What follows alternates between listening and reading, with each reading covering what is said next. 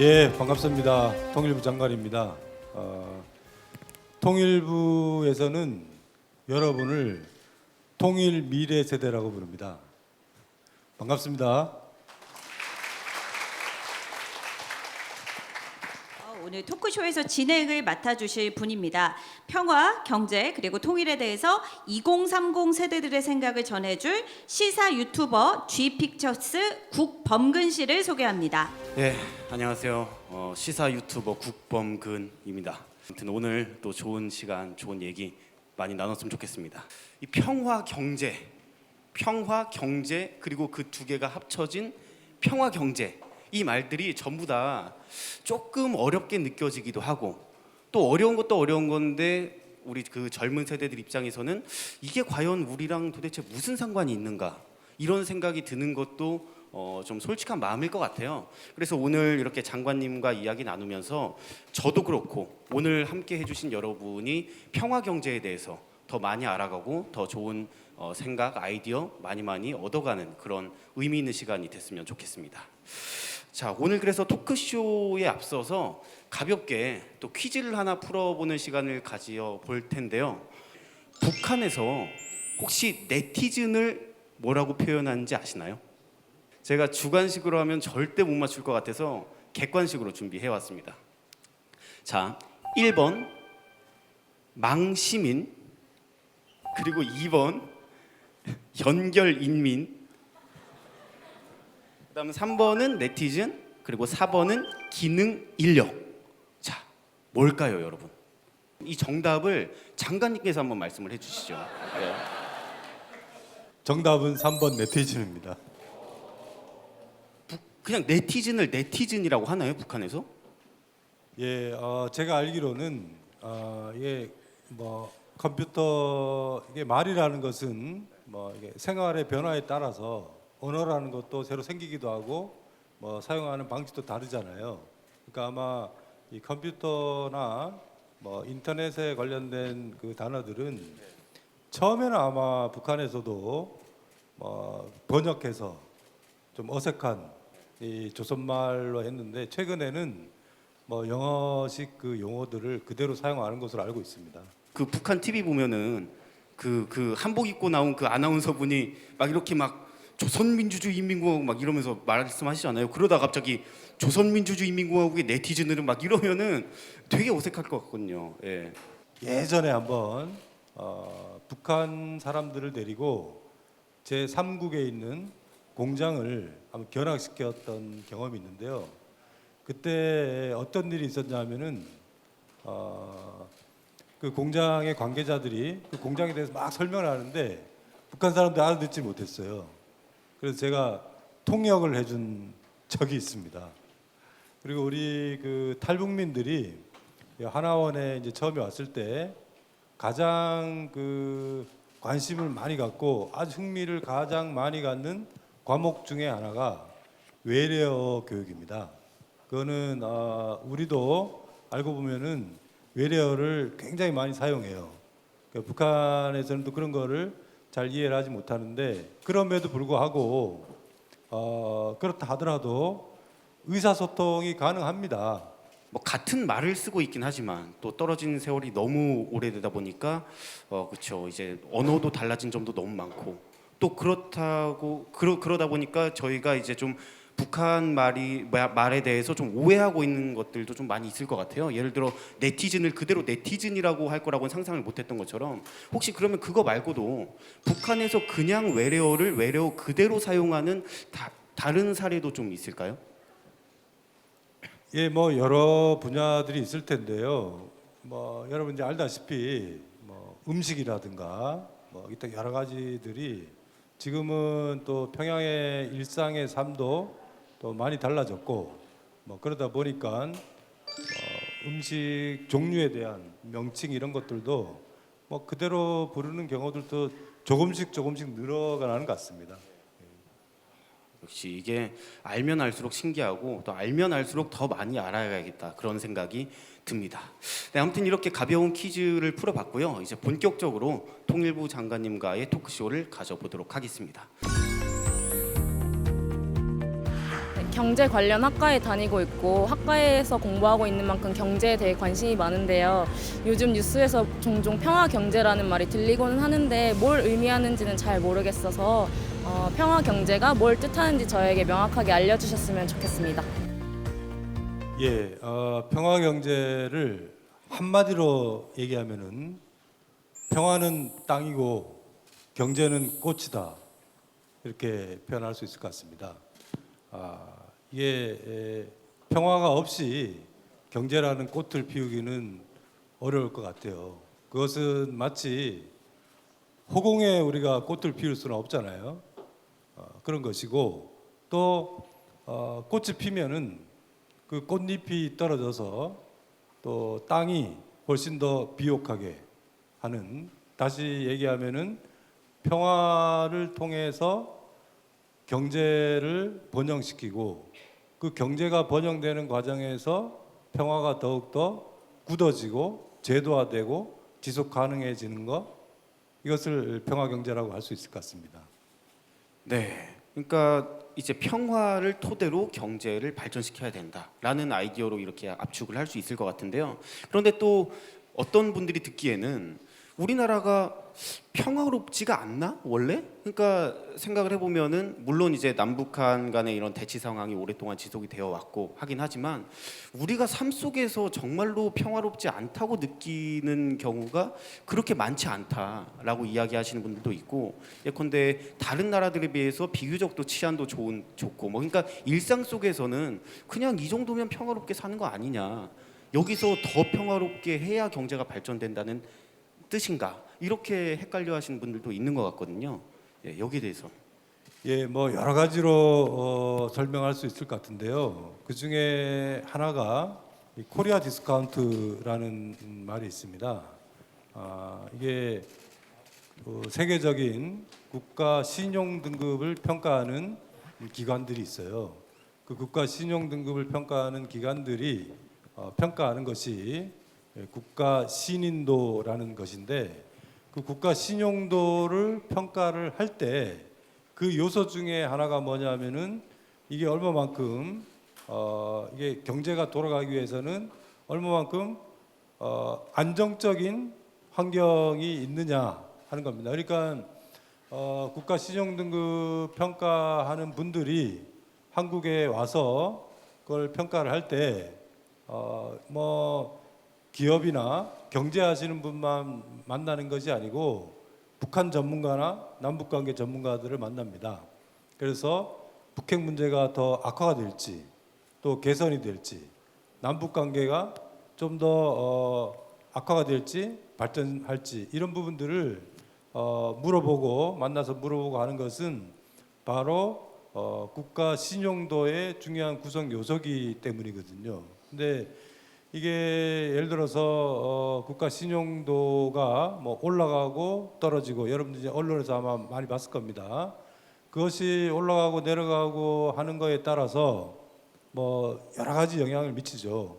외환 시장, 뭐 주식 시장이라든가 외환 시장에 외국인 투자자들이 얼마만큼 한국 시장이 안정한가 하는 걸 평가할 때도 중요한 요소가 되고, 또 국가 신용 등급은 우리가 해외에서 발행하는 채권이 있습니다. 그 채권의 이자율을 결정하는 데 있어서도 굉장히 중요한 영향을 미치죠. 그렇기 때문에 우리가 한반도 상황을 안정적으로 관리를 해야 되는 것은, 그것이 단순히 뭐 정치 군사적인 측면뿐만 아니고 경제에도 굉장히 중요한 영향을 미친다, 이렇게 볼 수 있을 것 같습니다. 그 외국인 친구들도 많이 사귀고 그랬는데 걔네들이 하는 얘기가 한국 뭐 좋은데 뭐 K-팝도 좋아하고 뭐 좋은데 한국 여행하기 좀 위험하지 않냐. 그러니까 분쟁 지역으로 이렇게 인식을 하고 있는 거예요. 한국 여행 가고 싶긴 한데 조금 불안하다, 이런 얘기를 한 친구들이 있었거든요. 그러니까 이제 외국에서 보기에는 그것이 잠재적인 위험 요소로 평가받을 수가 있다. 네, 이런 이야기인 것 같네요. 네, 그렇습니다. 우리는 여기에 살고 있기 때문에 좀 둔감하죠. 그렇지만 외국에 있는 친구들이 이 한국을 생각할 때는 일단 첫 번째가 분단 국가다. 하는 부분들이고 그런 부분들에 대해서 막연한 어떤 불안감 이런 거를 갖고 있는 게 사실입니다.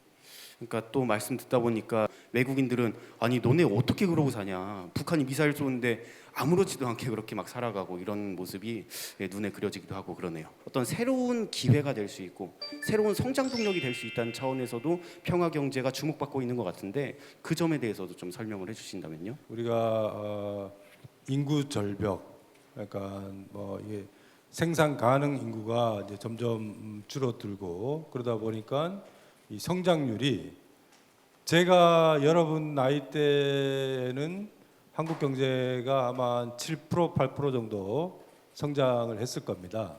그렇지만 지금은 우리가 산업 구조도 많이 고도화돼 있고 경제 발전 수준도 일정한 수준에 이르다 보니까 지금은 뭐 한 2% 3% 이 저성장 시대에 우리가 진입해 있는 것인데 성장 잠재력을 어떻게 높일 것이냐 하는 문제가 우리 시대가 안고 있는 가장 중요한 과제라고 할 수가 있을 것 같습니다. 북한은 여러분들이 알다시피 한국 경제와 대륙 경제를 이어주는 다리입니다. 결국 그 다리를 넘어야지 우리는 중국과 만날 수 있고 또 러시아와 만날 수 있습니다. 그렇기 때문에 남북 경제협력은 그 안에서의 얻을 수 있는 이득뿐만 아니고 그것이 동북아시아 전체랑 연결될 수 있다라는 측면에서 북한이 갖고 있는 지경학적인 이익 이런 부분들을 우리가 좀 평가를 할 수 있을 것 같고요. 뭐 조선 산업이라든가 뭐 이런 부분들이 갑자기 이 국제 분업 체계가 달라지면서 이제 타격을 받고 그러는데 이런 그 북방 경제의 문이 열린다라면은 우리가 좀 더 여유를 갖고 이런 변화하는 국제 분업 체계에 적응할 수 있지 않을까 하는 여러 가지 이득들이 있다고 생각을 합니다. 물론 북한 경제는 우리 경제의 국민 총소득 기준으로 보면은 약 한 1.9% 정도 됩니다.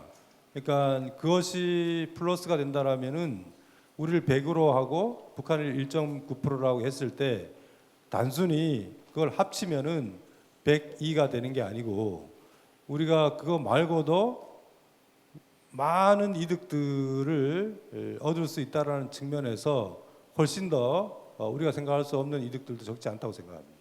이런 구조적인 한계를 극복하기 위한 성장 동력으로서 평화 경제가 기회가 될 수 있다.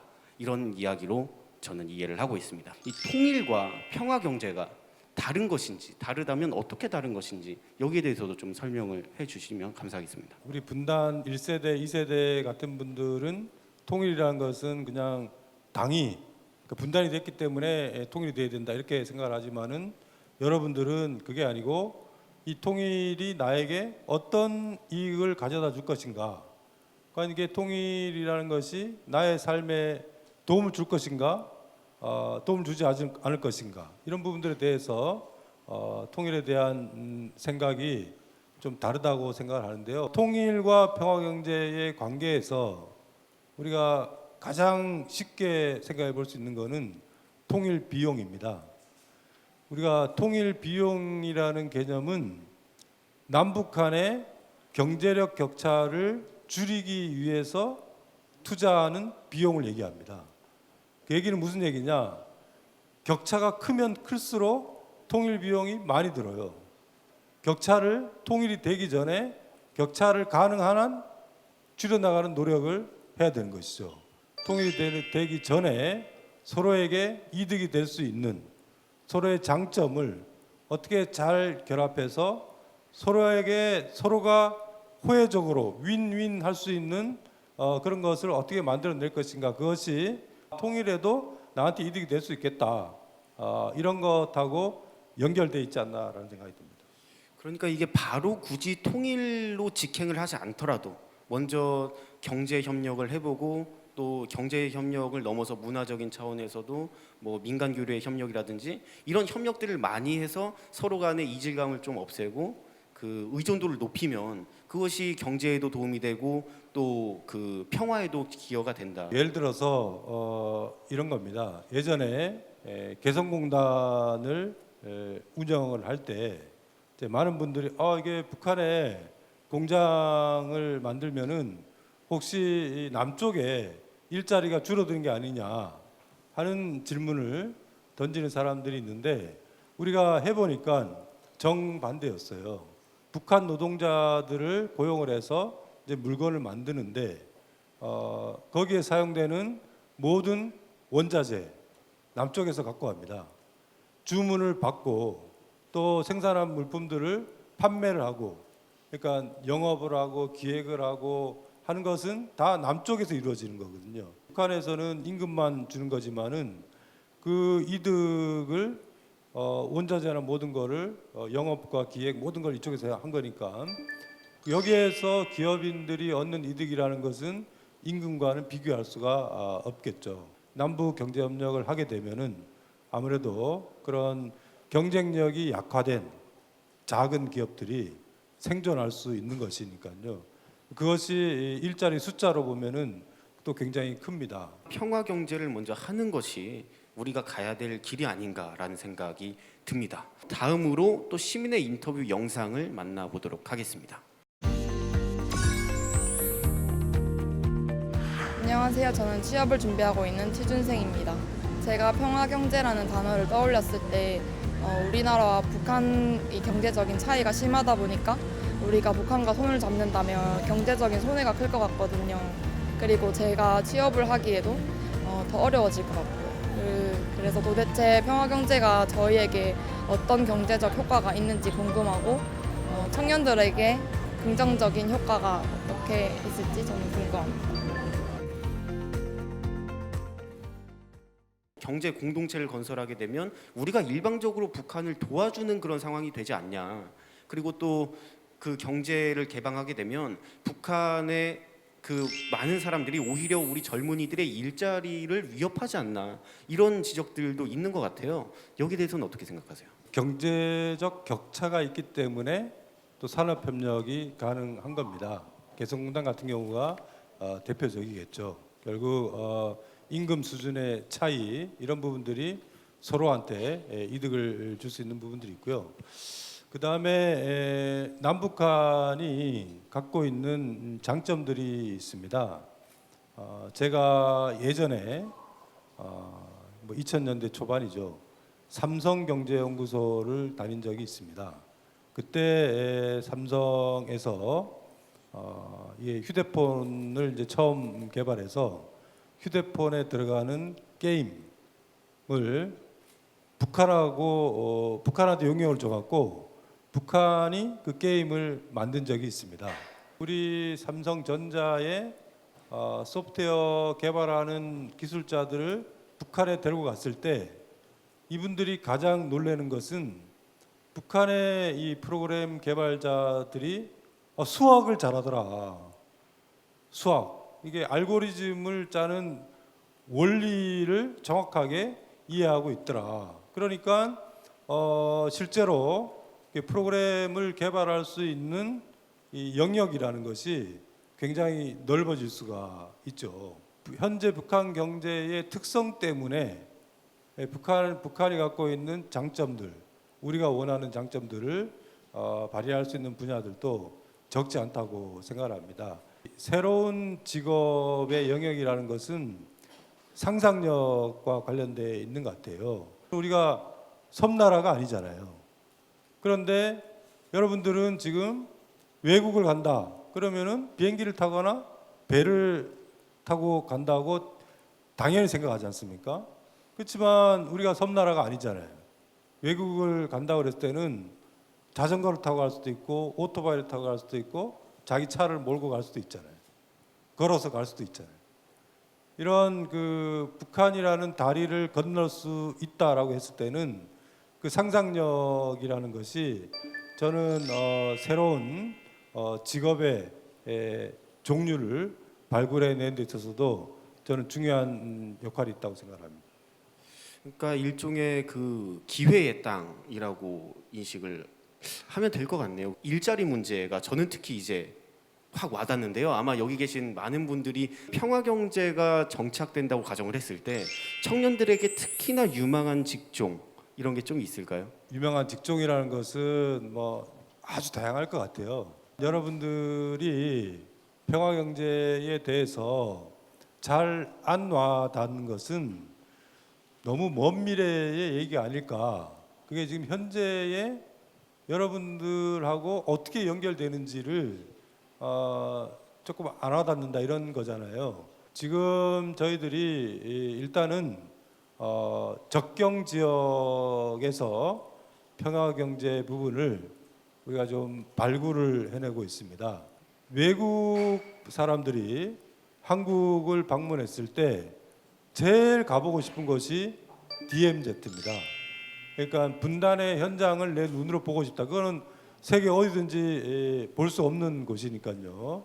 그래서 정말 이게 평화의 길을 많은 외국 사람들이 일종의 산티아고 순례길처럼 그런 길로 만들 계획을 하고 있습니다. 거기에는 숙박 시설도 필요하고 또 중간중간에 공연장이라든가 기타 등등 여러 가지 사람들이 즐길 수 있는 또 생각할 수 있는 기념할 수 있는 굉장히 많은 게 필요합니다. 지금은 우리 같은 경우에는 아무것도 없죠. 그렇지만 이게 공간이 결코 작지 않습니다.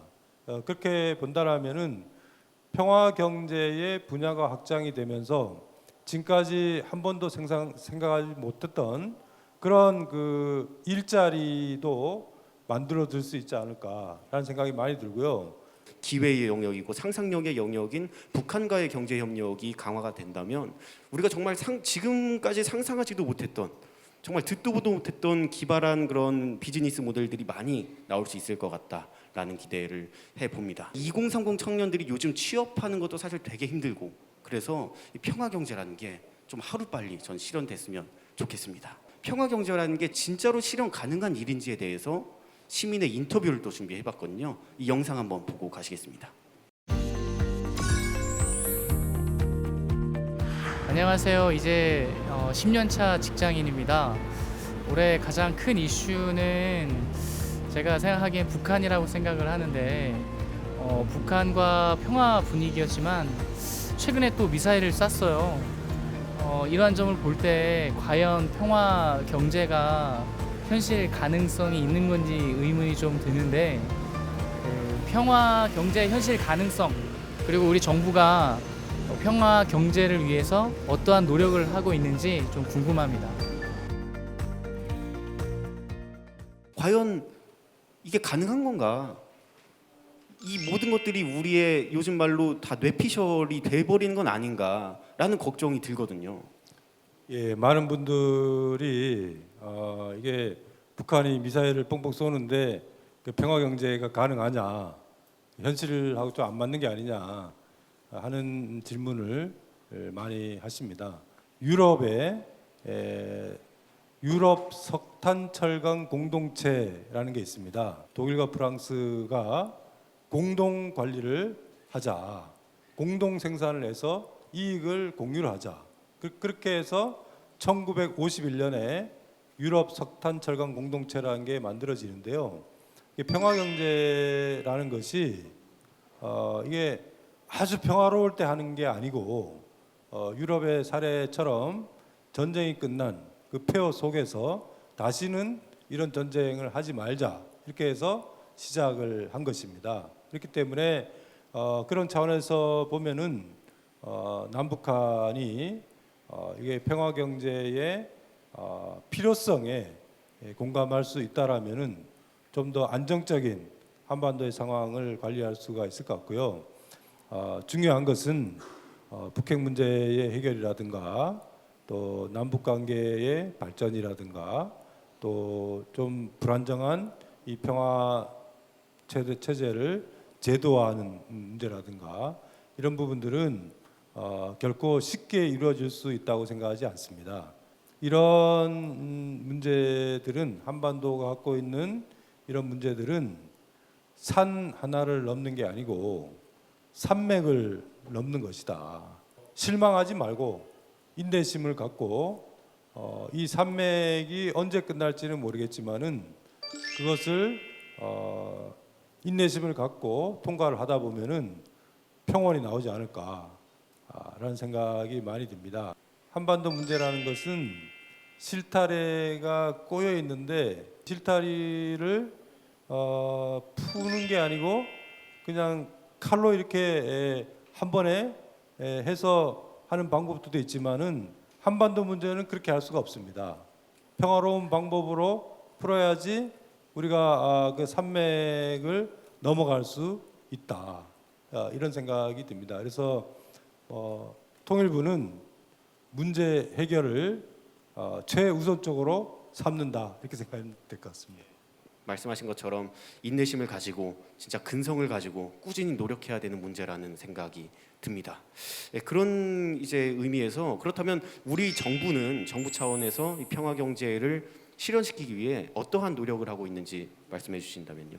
예, 일단은 뭐 가장 중요한 것은 그 평화 경제를 실현할 수 있는 환경을 조성하는 게 제일 중요할 것 같아요. 그런 환경을 조성해서 남북 관계에 금강산 문제라든가 개성공단 문제라든가 또 그동안에 우리가 산업의 발전에 따라서 새롭게 할 수 있는 경제협력의 분야들도 적지 않은 것 같습니다. 이 접경 지역에서의 평화 경제를 더 넓게 또 더 다양하게 또 더 구체적으로 해야 되는 과제를 안고 있습니다.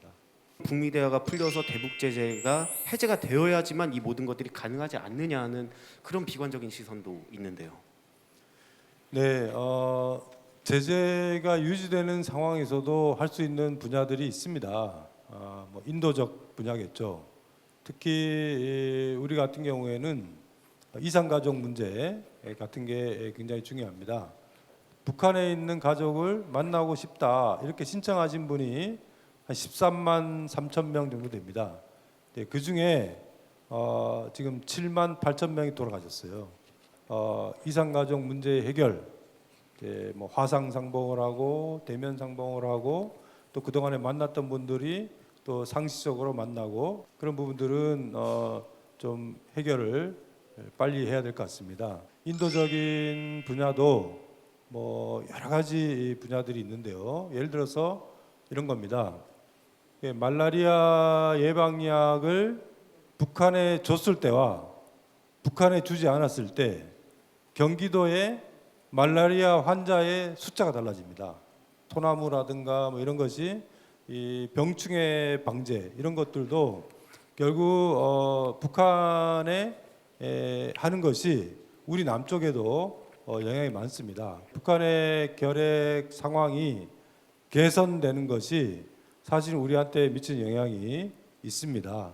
그래서 그런 차원에서 인도적 지원 분야에서도 할 일이 좀 적지 않은 것 같고요. 앞으로 이제 그 북한과 미국의 협상이 진행되는 것에 따라서 제재가 완화되거나 혹은 일종의 여러 가지 남북 간의 사업들을 예외적 조치로 또 검토할 수 있는 길도 있습니다.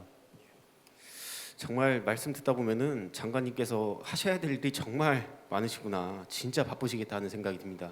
우리 2030 세대들이 이 평화 경제에 대해서 어떠한 인식을 가지고 또 어떠한 노력을 할 수 있을지, 그리고 마지막으로 이제 2030 세대들에게 평화 경제에 대해서 해주고 싶은 말씀이 있으시다면 뭐가 있을지. 여러분들도 체감할 수 있도록 정말 작지만은 구체적으로 만질 수 있는 그런 평화 경제의 사례들을 만들어 볼까 합니다. 미래에 이것이 커졌을 때 어떤 효과가 있고 나의 삶도 어떻게 달라질 것인가를 상상할 수 있다라면은 평화 경제에 대한 이해도 또 평화 경제에 대한 공감도 더 넓어지지 않을까. 그것을 가능하기 위해서 통일부도 열심히 해야 될 것 같고요. 여러분도 관심을 많이 가져주시면 고맙겠습니다. 내 삶을 바꿀 수 있는 평화라는 말이 특히 와닿습니다. 네, 장관님 오늘 말씀 대단히 감사합니다. 고맙습니다.